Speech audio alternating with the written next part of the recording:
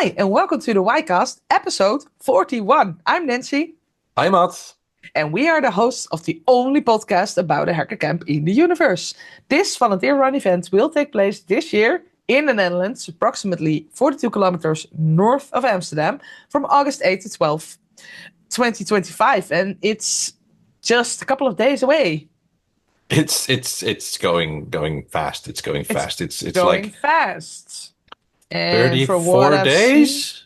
34 days, I think. It feels like, yeah, I think so. And it feels like we just created the social media post, only 200 tickets left. And then we added 250 tickets more. And now we can repost that post because at the point of recording, we only have 168 tickets left. So from the 250 extra tickets we sold, we put in the show. We added. Yeah. That was the word I was looking for. Oh, I forgot to ask you, Ad, what are we talking about today? Well, the news, we already started on that. We have a very cool interview with Lucas from Team Badge. We have some where to hacks for you. We have a vacancy of the week, and we have a listener question. Cool. Well, actually multiple, but we'll get to that. First, the news. And yeah, ticket sales are going through the roof. By now, ticket prices have gone up. So that might have explained the inrush of orders last weekend. Yep. Yeah. It's still not like it's hundreds of euros more expensive, but there are still some tickets left.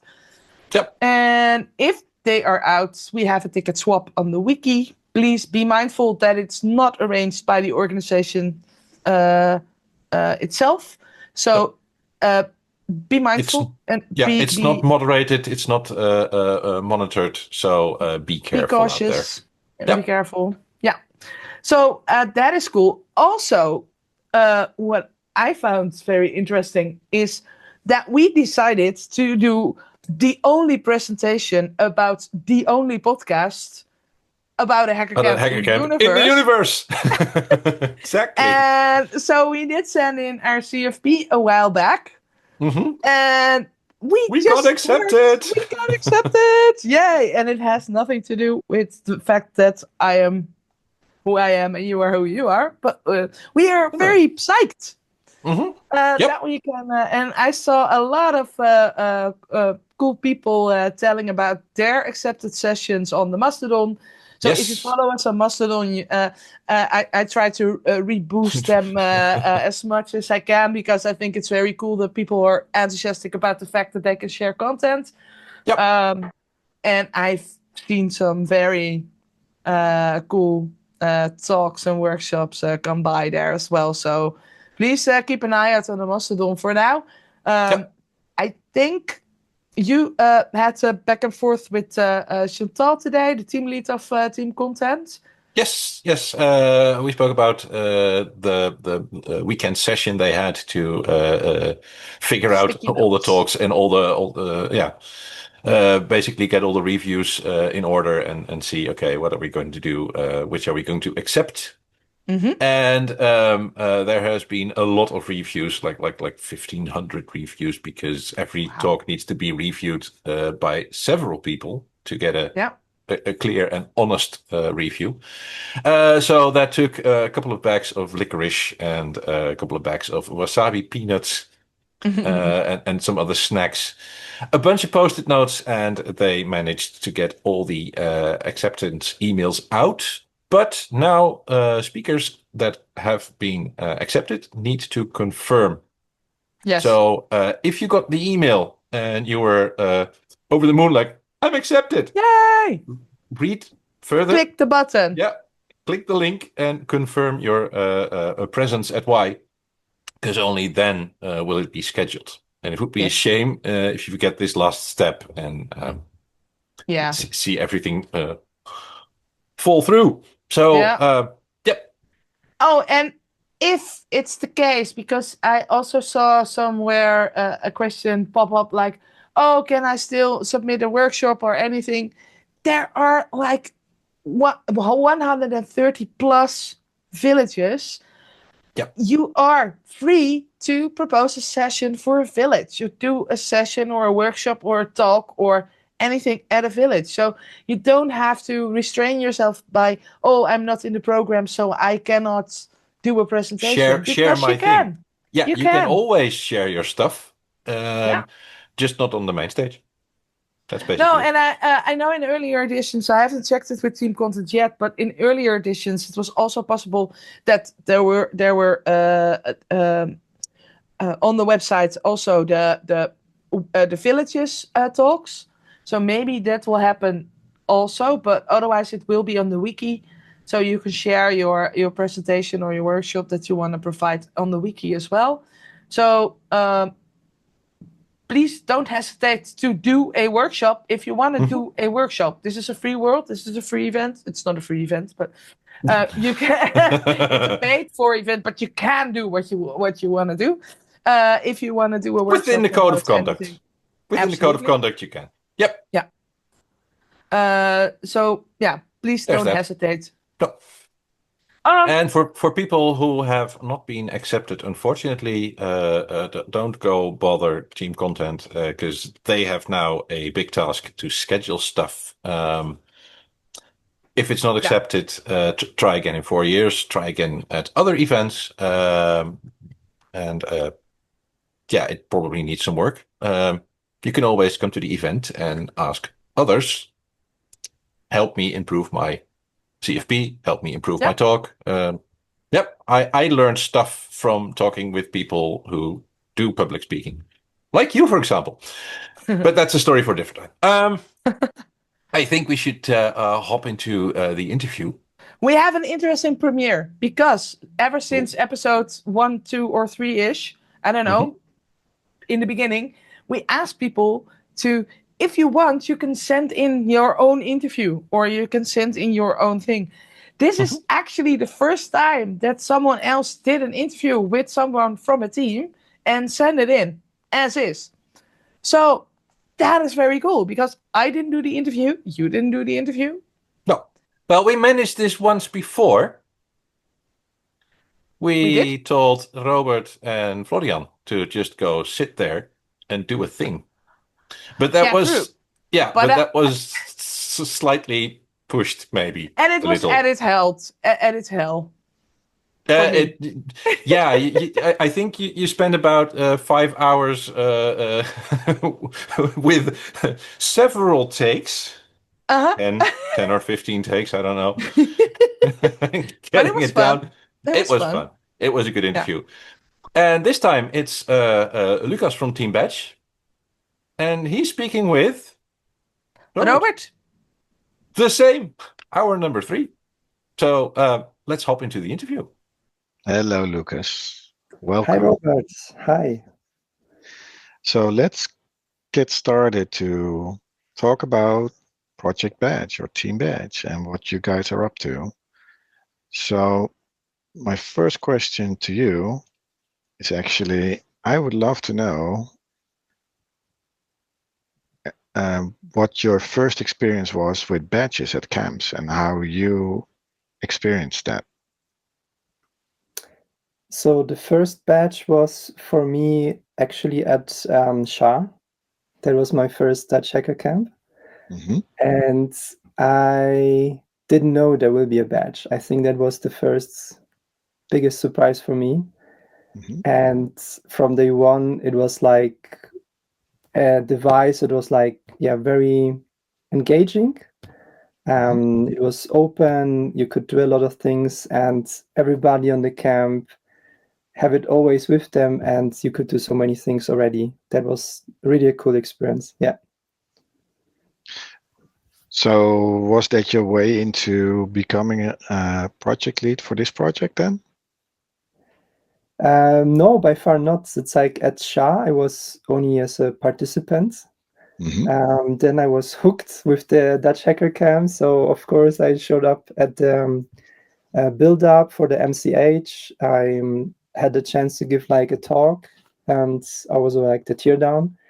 And there, maybe carefully crawling closer to the team, asking like, hey, how are you doing things? How is the things are working out? And it took much longer to really actually become part of all this activity. Yeah, and then now being fully engaged in Team Badge, realizing the badge for WHY2025. Cool. So can you talk about then the badge for WHY2025? What Yeah, is the process that so far? I mean, it's been a while since we've been able to get you on this WHYcast. So I would love to know what's happening. Could you share that with us? Yeah, so what was the first talk about the process, please? So yeah, so we've been cooking in the kitchen for quite some time. We started very early this year from zero, and people coming together, people knocking on the door, asking like, hey, can we become part of it? So there was like one-on-one calls with them to really know every new person joining us, and we had mutual interest. Like we had exactly the same interest in them, who they are, where they're coming from, what their skills are, what are their expectations. And we had also like to raise the very important question of like how much time they can commit to it, because it is quite an intensive process creating a badge. It requires like a lot of your free time, right? This is like a completely volunteer project. Everybody has a life, people have families, they work, and that is like always something on top. It is always in your free time. And it was of importance to clarify if they have that time. And honestly, we had quite often an onboarding call where people stated, what? It is more than 1 hour per year of a commitment. I had the sentence, right? It's like others mentioned, they just recently became a father. So they are totally occupied with their family, or they moved to a new city, new jobs. And then by them, they clearly stated they could not. But we had, I think, roundabout talk with maybe up to 60 people. And then we ended up with like a group of 15 that stayed with us like for this half year of all this like steps in between that came, right? It's like, then when we started in January, there was like roundabout a period of 3 weeks of like creative conversations, right? It's like it's also like a team forming situation where you set up online calls and they talk with each other, and we ask each other, what do you like? And then we try to listen for as long as this answer takes to really go into the depth to have an understanding. So quick question to clear that up. So, but because you're talking already about the creative process, but so when you talk to all those 60 people, what kind of skills were you looking for? Because is it a single team or is it like multiple sub teams? How does that work? Oh, right. Yeah. So we really heard from the previous teams that had been working on creating badges for camps that it was quite often the case that it was rather a small group of people. And that was also leading that in the beginning it is maybe working out, but the closer you come to the camp, there is such a high workload, there is so many things to consider. And if this is only on the shoulders of a handful of people, this can very easily lead to burnout, right? So to avoid this, that was like the main purpose. Me joining, I wanted to set up a system, like a process that is first expanding the team. So there are many more people involved. And then we also very quickly saw we could have teams within the team badge, right? And one was for hardware, one was for the firmware, and then we had also like one for the badge hub. Badge hub is the new name of like the cloud components, the app store. Okay, the hatchery from before. That was the old name, exactly. So, and then there was the realization that we had a look on it and we saw, okay, we don't want just to build on top of what was there, but we really want to create a whole team instead of like just a handful of people, and hand over to them like a really blank sheet and giving them the freedom of saying, hey, if you start now and you're looking into the future to make something future proof with like new frameworks, how would you set it up, right? To have this like kind of app store, and then also giving them the question, how do you want to call it, right? It's like they went also in this creative phase. It's like trying out different names. It ended up becoming the Badge Hub, which we like feel very, very comfortable with. So basically, everything is like new. Everything started from zero. The hardware, the firmware, the Badge Hub, and the whole team badge is becoming one, right? So even we have like sub-teams, also for documentation, applications, add-ons are sub-teams, but the main teams, hardware, firmware, badge hub, all need to be also like kept in sync, in synchronization. So we had a lot of like meetings, online meetings set up for the whole period up until the camp, right? So it's like from the beginning, all appointments have been communicated, the rhythm being kept equal. So there was never the question, will or will not there be a call? People did know we had a dedicated communication platform, a schedule, and always the same places where we ended up. And that was like quite working for us. So when you started about 6 months ago and set up the team, or actually multiple teams I'm listening to, right? So you set up the schedule. So how did the process from like 6 months ago up until now went? And just go through it on a high level first, because I want to understand what we can talk about. Yeah, so you have to imagine it this way, like these are all people that have not known each other before. Right. Now, months later, up until now, most of the people have never met physically, face to face with each other. So all of this took place mostly online, right? It's like collaboration online, exchange, communication, everything online. There was a few opportunities. They have been like camp-wise, these in-person meetings, which have been very helpful and always celebrated by the members, the few that could make it there. And now more and more. Met quite a few on FOSDEM actually. So yeah, that was also a great opportunity. Yeah. So FOSDEM, in-person meetings, meetings at hackerspaces in the Netherlands that have been communicated by the camp orga. Yeah. So this have been like quite a boost. Like every time you meet people you collaborate with in person, it is like a booster, right? It is like improving your understanding for this person, and it's like creating the glue of understanding each other, and makes everything work. So what were the phases then? Yeah, in the beginning it was really like having through asking. It seems such a simple question, right? So it's like, I know. What do you want? What do you like in a badge? Kind of like a careful formulation of like, what are your expectations? And then this first question leads to so many answers in depth, because we are now a group of people from all around Europe, in very different locations, and that means also like very different experiences, being at different events and experiencing different badges, and badges are very different from each other. And we couldn't take too much of a time for this phase because we had to transition then into the being active phase and like start working on the first of these ideas. But I think it was one of the most important phases of like giving the space, starting like blank, and giving everyone the opportunity of like raising concerns, raising ideas. And this dynamic, I think, was very, very helpful for everything that come after it later. So that was your first phase of building the teams, the sub-teams, going through the creative process. Yeah. And then coming up to like the first prototype then, or how did that work? Oh, we are far away from the first prototype at that moment. That was like, you have to understand that people also have to find their place of comfort.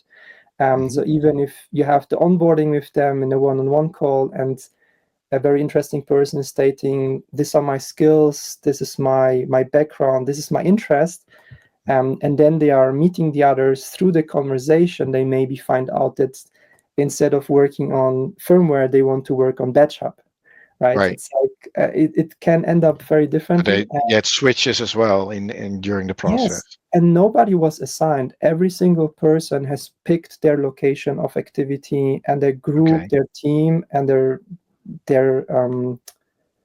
where they contributed by themselves, right? So all we did is like we only created the opportunity, and we constantly kept like exchange and asking, you know, it's like, hey, how do you feel? Are you feel informed? Is there anything that you would need to make a good decision?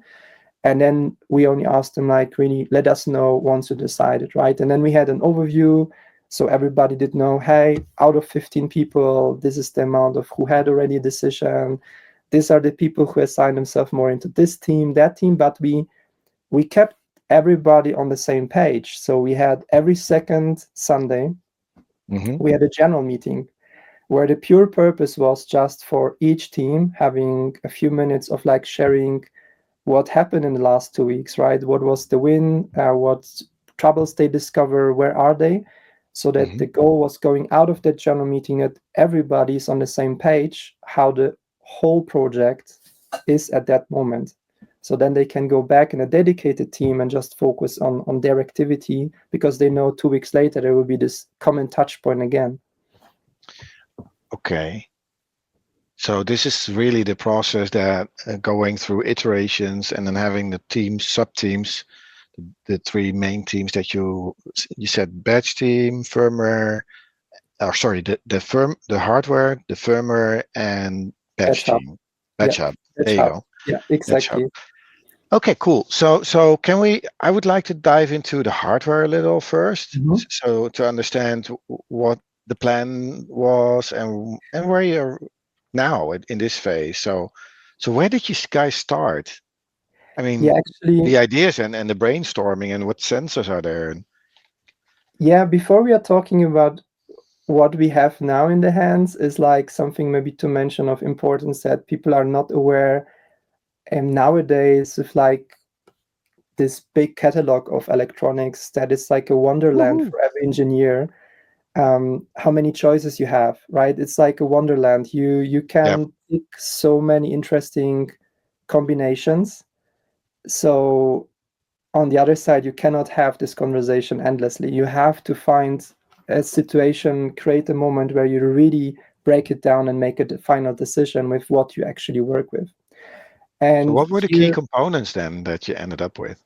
Honestly, it is very interesting that everything started with us deciding as a team with the keyboard, because that was something every single member resonated so strongly that you could not oversee this in the moment. When we asked, like we gave the options what to talk about first, right? Is it like the processors, the keyboard, the display?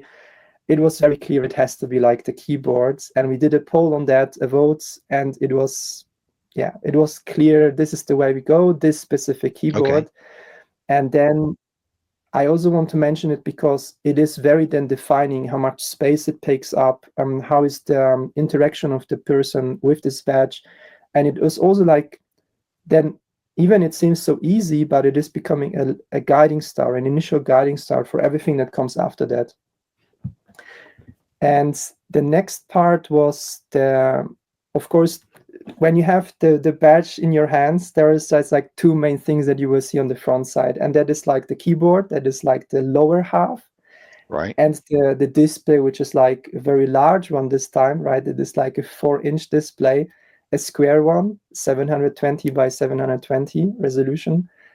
And that is like a very, very interesting combination. And it doesn't matter in what stage of development we have shown this to friends and first people like we introduced the badge to.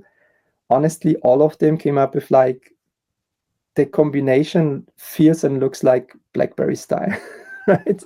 This is what everybody came up with. Even you had a that's what I was thinking green when I saw it PCB. first time. I remember you also commented this way. It was like, for me, honestly, a surprise. It was not intentionally, but when this is like happening from all sides, you're accepting it, right? It's like, it's okay. It's fine. And that is like what you will see from the front. And then everything to makes it alive is happening on the back side. So within this team, there was like also a strong drive to USB-C as a main connector, and the position was very clear. Then there was like a strong drive from the team to have like round cells, like battery cells that needs also their space, right? So, and they have like their weight. So how to position them? So because that is impacting the haptics. It's like how where How to does put it this feel in weight. the end? Yeah. Yeah, and now you will show, I think, later some pictures which we have I on can the show one website. picture that you shared with me ahead Yeah, of there was time. like the first blog post, and there is like two. Yeah, I'll very show the first one here. So the first one that you. Oh yeah. Is that the one? That's the prototype. Yeah, That's that the is prototype. Let me a check. real. Yeah, That one. That's the one I wanted to show. that's Yeah. drawing, exactly. So that's more a technical drawing out of the keycard system. So you see at the bottom is like all the positions of the keys, where there's like a dome layer put on top and then the silicon layer, and it takes up quite some space, right? But we are sure you're gonna love it, like the haptics of it. It will have a good clicky point. And then on top, of course, like the display, which is like taking up quite some space. And if I see more things on it as well. Please. So what are the thingies on the top then? That is an idea we picked up with the badge from Shah. There was like the position of like this LEDs. Oh, that's cool. But we have to state that with this badge, from the beginning, the conversation was like very heavy on also considering after camp use.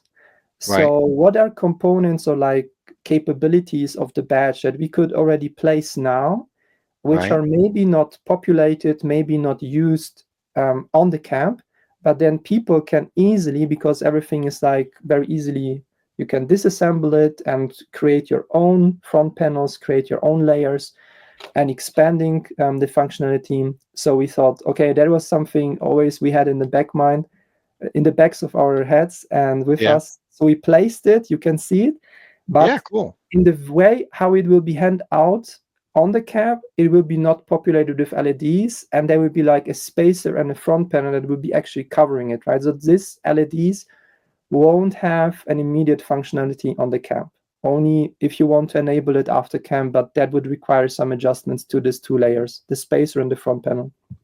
So if I go to this one then, the backside render, what do I see here? Because I see some thingies on the top. Yeah. Some connectors. What's that? So maybe I start with the largest part. So these are like the battery holders. So you see how they're positioned. So that will be like that you're grabbing around them because they're like quite large of the surface area and round. And you refer to what is on the top. There is like a GPIO bar. So this is like twice each one line of connections, right? That you can connect. We call it like add-ons, right? Additional little PCBs with like these pins that go into it and connect. So this is like expansion modules, you can call them as well. I'm sure there are like a few newcomers we have to explain certain expressions and words, but for most of the camp visitors, it will be a common thing. So add-ons and expansions. You can just click on top. Exactly. So we will publish what connection is what. Everything will be in the documentation and the dimensions, of course. So there will be like many weeks before the camp, people will have time, even maybe they will produce something by themselves, and then they can present it on the camp and share everything as open source, open hardware as well. Cool. So in the blog, you talked about the difference between like the carrier board, which I'm seeing now, and the compute node, which is, I guess, the thing in the middle, right? Yes, exactly. So now we are already like deep diving into the main compute processor. Is like the selection came to a very new chip that just came out, was like officially published and or made available on the market weeks or a few months ago. And we have been growing with this chip. So because we started interacting with Espressif as a company, and we received like pre-production versions, revision 0.1 chips that been in the constant evolving. And we had like the first access to like pre-documentation files that was also like constantly evolving, right? So we had quite a learning curve there, but it was very interesting. And the idea behind it is that this is like a very powerful chip, right? So just to mention that it has like 400 megahertz.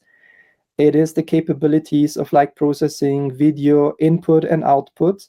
And we thought like, how amazing would it be if we could place this like very new chip on a compute module, and so that people could take out this module away from this carrier board, which is like assigned to this like specific WHY2025 camp, and then maybe they want to enable with it something else. It could be a little car, a robot, with a camera, whatever their imagination come up with.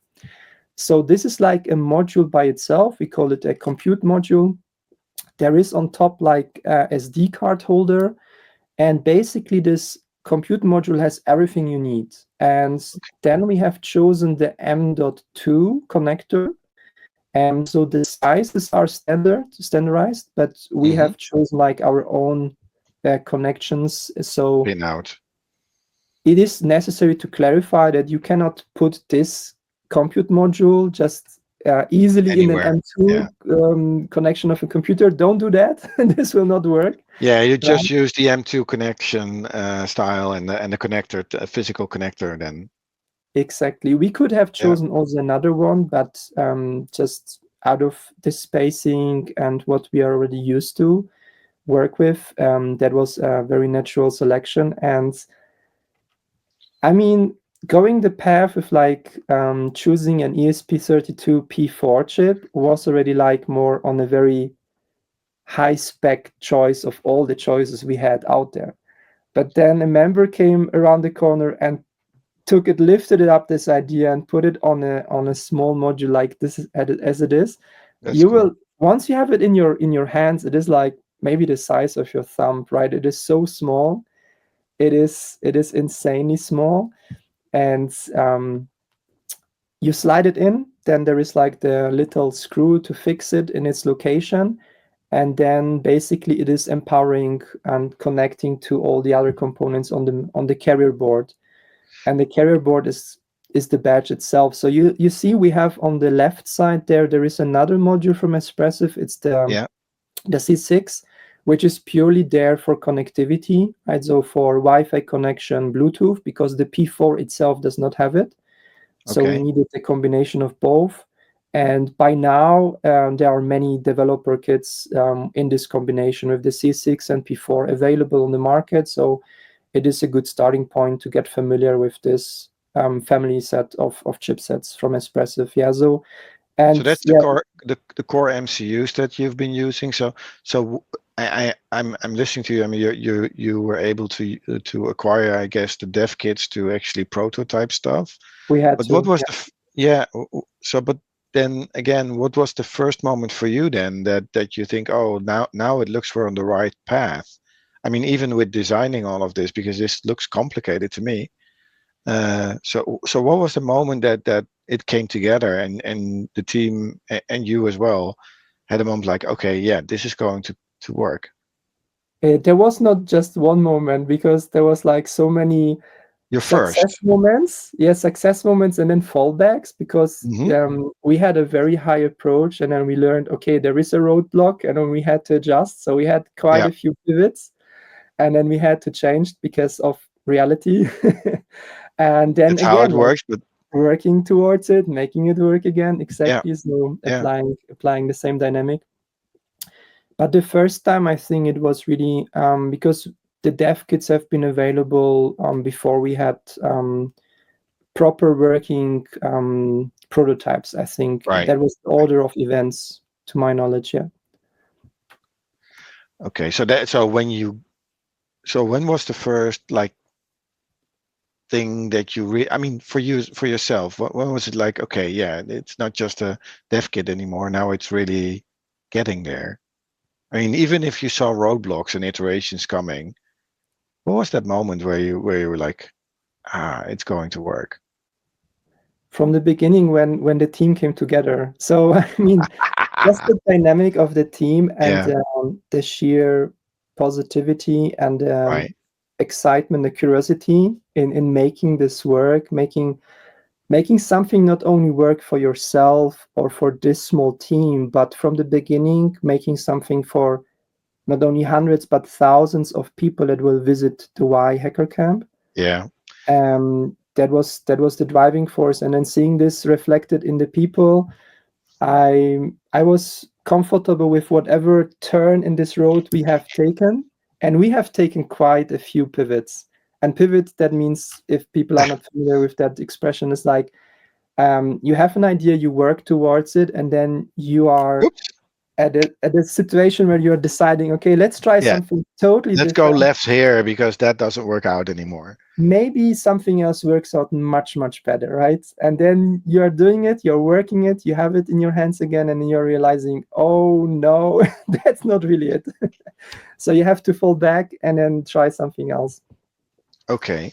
So yeah, we had quite some differences in the orientation of the components. So basically everything on the backside was moving around like on a chess field, right? It's like up and down, left. And the interesting part, because we have already published all of the hardware files, everything is already open hardware online, online on the linked GitLab account.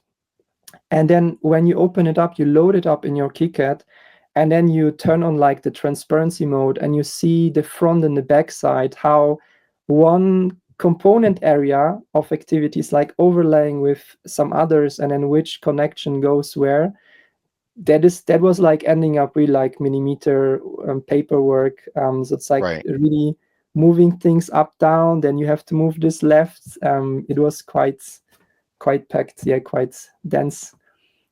So when I just looked at it, and you're sharing the story, I'm like, okay, but you had that huge catalog of stuff you could pick from, and you pick two MCUs that really collaborate to make it like a powerful compute node and a communication capable chip.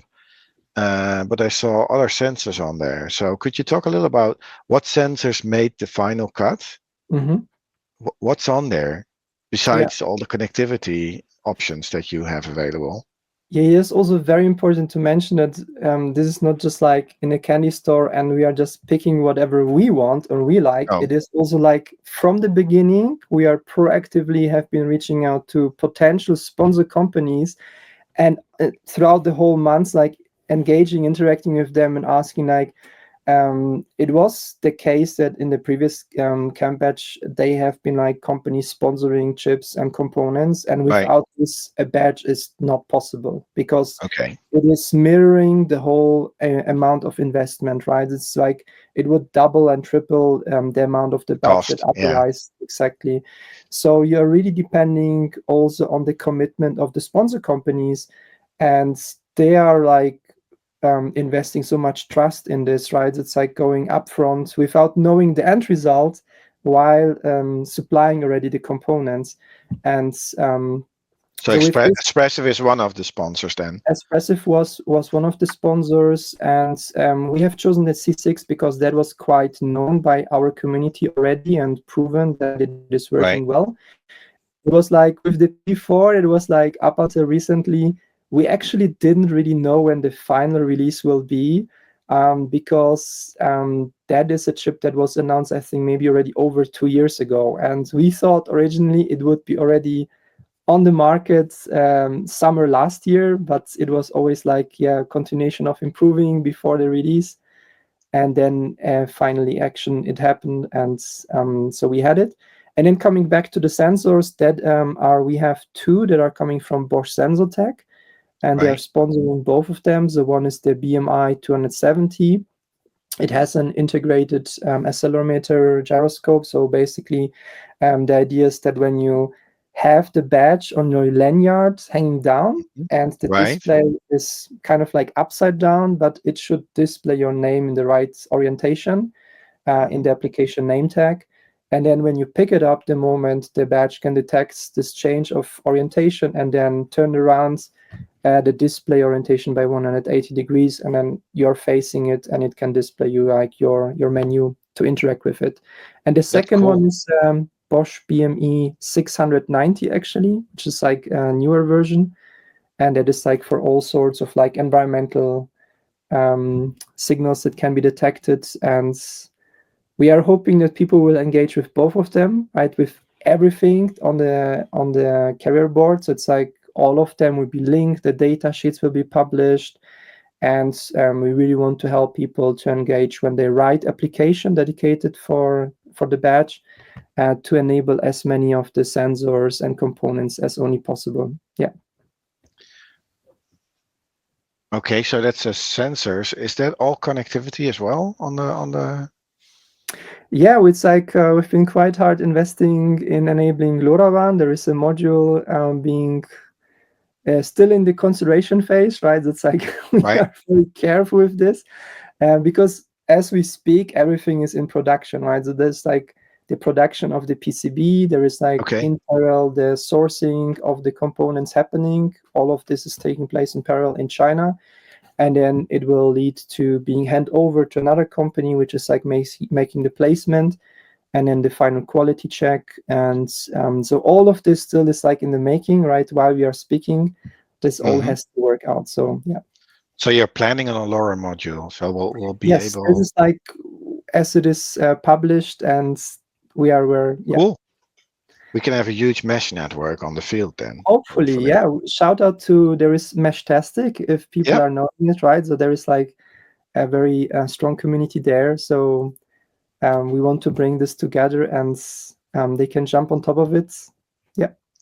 So you already mentioned that the hardware has already been published. So it's online on the GitLab from the WHY GitLab space. So can you talk about the firmware then? Because I mean, we've not talked about the firmware yet. How are you progressing there? Because it's like 45 days to the date from today or something. Yeah, the firmware is as well like as important, right? It is what makes everything alive and working. Yeah. And so we are working to make actually Linux run on the badge. It's like, oh, that's cool. Like also a crazy approach, because there is like not just a file that you download and it just works. So it is like very much in the cooking, in the making, and we have like quite some great how to say successes there. So this will be, I don't know when this will be like this recording will be like published or sent it out, but now are the days that things are happening in a different way, right? It's like when we stated previously there will be news announced soon, it meant within months or weeks. Now we are talking about days or hours, right? It's like, so we are planning to very soon release also the firmware and the documentation to the public, right? So everything will be available in the same spot, also the GitLab repository, and then as well with turning on the public-facing badge hub, right? Oh, that's cool. So the public-facing badge hub will be go online soon as well. Yes, because we are intending to have like kind of like a stress test before the camp, right. In best case, a couple hundred people. So once the camp is there with like thousands of potential devices linking with it, so we have to consider the whole set of it, everything. Going back to stuff happening more in the hours, how will people stay up to date from your end? I mean, how do visitors that are coming and interested able to follow what you're planning and updating and releasing? And is there like a Mastodon or somewhere a channel where they can follow you guys? At this point, we have not created one yet, and I'm also part of Team Info, so we are also having through that good connection to the camp-wide communication channel. So we will really ensure that every news, every status update will be shared there. The overall endpoints remaining to be the GitLab for all the files and documentations. Right. And then we are also intending to improving a dedicated page on the wiki, which is like then listing down again all the components, having integrated all the links to the referred endpoints. This is the badge hub. This is the documentation. right? This is like the files from the sponsor companies expressing about the components. And then, if there is like more social media channels in addition needed, then they would be published there as well and linked there as well. Yeah. Cool. So the camp is coming. It's only 6 weeks or something while we're recording this. Yeah. So what's your hope for like when people experience it for the first time?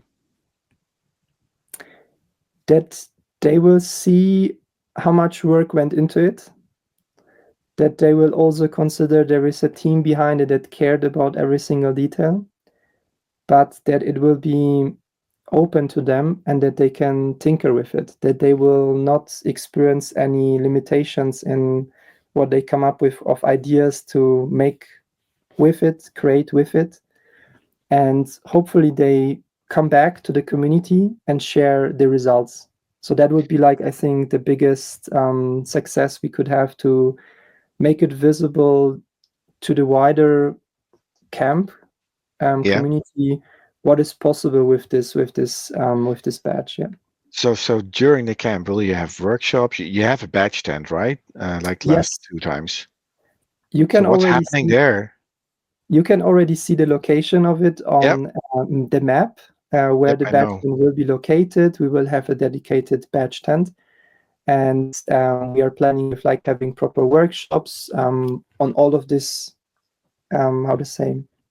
teams and components, as we talked about, like dedicated for hardware, dedicated for firmware, dedicated for applications, and also like from beginners with like very early beginners with the first steps. So we have a few people within our team that are already having workshops for kids, teaching them to code, Coder Dojo, and other organizations. So we also want to apply that within the badge tent. But as well, we're gonna we are expecting like a few people that are really very deep into the chipsets and what is possible to make with the badge, and we really like looking forward for this, engaging with them and making their ideas happen. So during the camp, you will be extremely busy talking to a lot of people, hacking around and fiddling around with the badge and get their ideas executed. So fast forward to the last night when we're after the closing ceremony and you're walking back to your tent. What would you want to? What would be like the one thing that would make you say we nailed it? Actually, when it does not stop there, when there is like a proper after camp use for every badge, when the badges, when people communicate back on all channels and make it visible that the badge does not have been only activated, connected, updated, but especially that it has been modified, that you have been able to use all of this additional connectivity, not only Wi-Fi, Bluetooth, but also the GPIO bar, that maybe you have saw through that the reason to create your own additional add-on, right? The hardware that you can connect to it, and writing an application and sharing with the others. Yeah. Cool. Well, thank you, Lucas, for sharing the story of the badge so far. And it sounds like since you're in the full production mode, you're probably having a lot of work ahead before the badge will arrive on the field.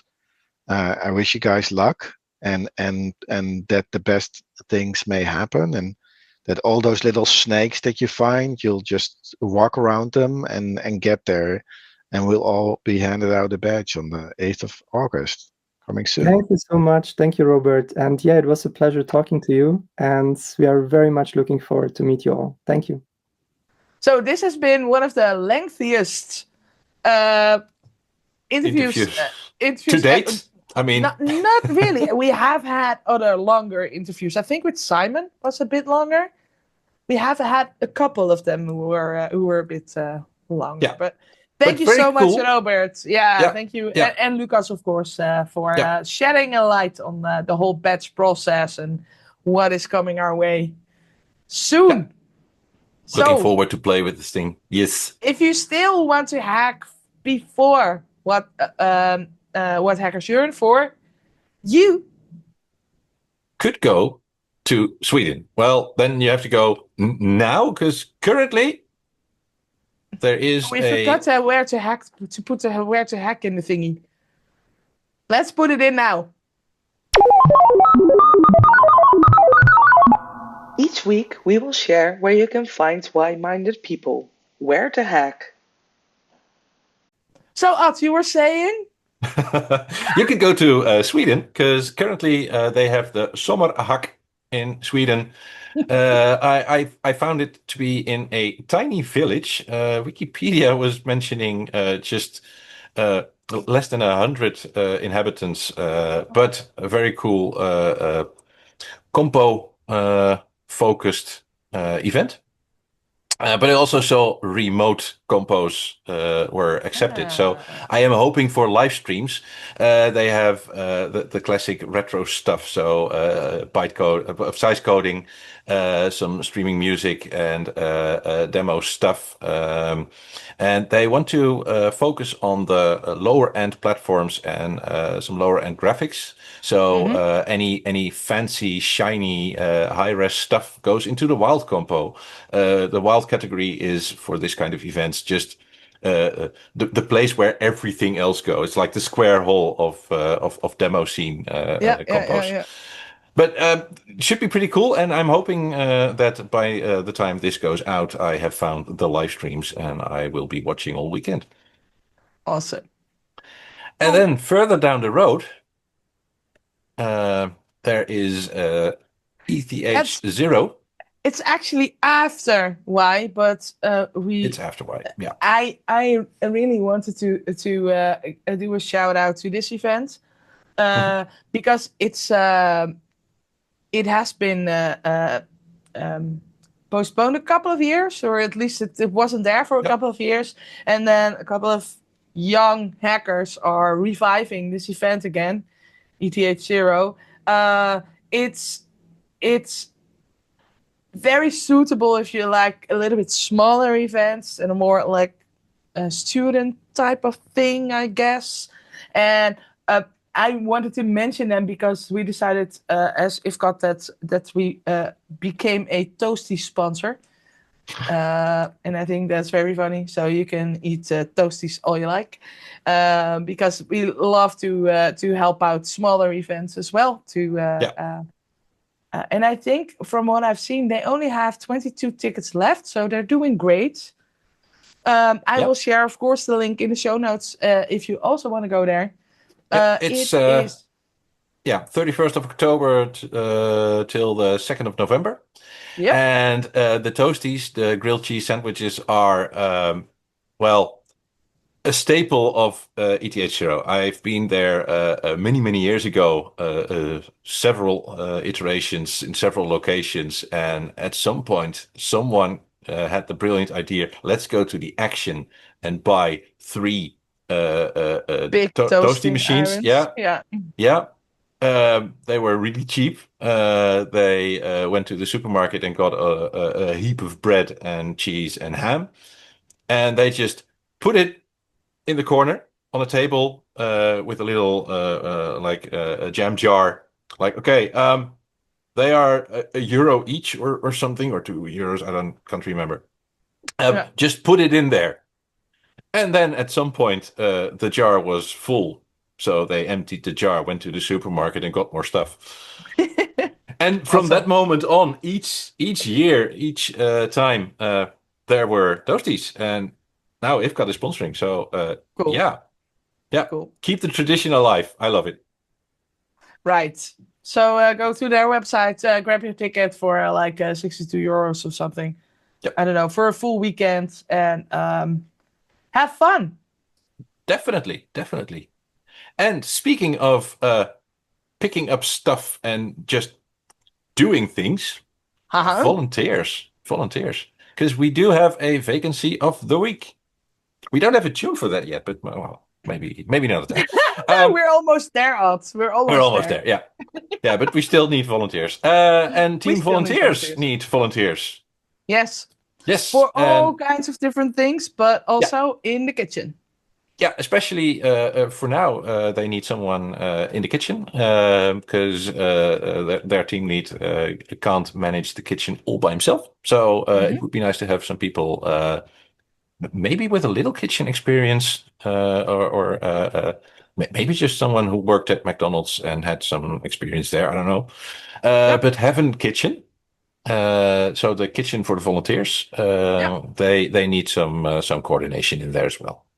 So Perfect. if you like food, if you like organizing, if you think, I want to contribute, go to talk to team volunteers, go talk to Okudin, and let's get this done. So, Ad, of course, you are in team info, and you Correct. see the info mailbox. Yes. I am in team projectleiding, and I also tend to speak on stages about why. And I am fairly visible in the community as being that Nancy from Why. Yep. Which means that you got loads and loads of messages, and so did I, through numerous different platforms about has Why been hacked? Because there was some email sent to email addresses that are on the wiki. Yeah. Stating, we have the list of all the people who bought a ticket. Yes. Yeah. This no, is they don't. Not true. No, this is not true. It's a exactly. hoax.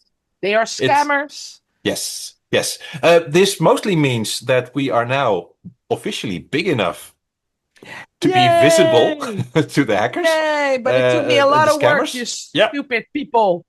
Yeah. Don't do that. No, it's a scam. They took some information from the wiki that is just public-facing information you can see. That is nothing new.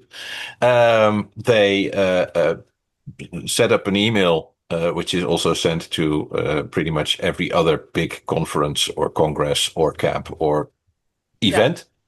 Be it about collecting post stamps or hacking or whatever. They all get these kinds of emails saying, we got the list of everybody who bought a ticket.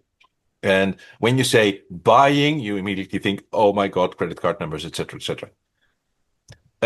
No. The number they mentioned is wrong. The email was sent to addresses that were not used in buying tickets, but were used in public information on the wiki. Yeah. And among some other hints, and there's a bunch of people who actually came up with a whole bunch of details in their messages to Team Info, and probably to you and to Team sysadmin, that made it very clear from the get-go, this is not a breach. This is just a scam. Someone is trying to put fear in our hearts, and they won't, because we're smarter than that. Yeah. Yep. So no hacks, no data leak, no hacks. No, it was just some people scraping annoying people. The internet and trying to be scary. Yep. So I think that's that. That was the final part of this episode, I think, Ad. Yeah. So if you want to leave your feedback, you can down below in the doobly-doo. If you're watching this on YouTube. Otherwise, send us an email at WHYcast@WHY2025.org. If you have questions about the event in general, send them to info@WHY2025.org. If you have questions about tickets, look at the ticket page. There's an email address. I think it's just tickets at. It's at the bottom. If you have a question for team content, you can find it on the CFP page. If you have a question for another team, go look at the wiki, because all the teams have their own email address as well. Details. Yeah. It's all on there. Thank you all so much for listening, for watching. Make sure to click the like and subscribe buttons on all the different platforms, and we hope to see you next Friday. WHYday.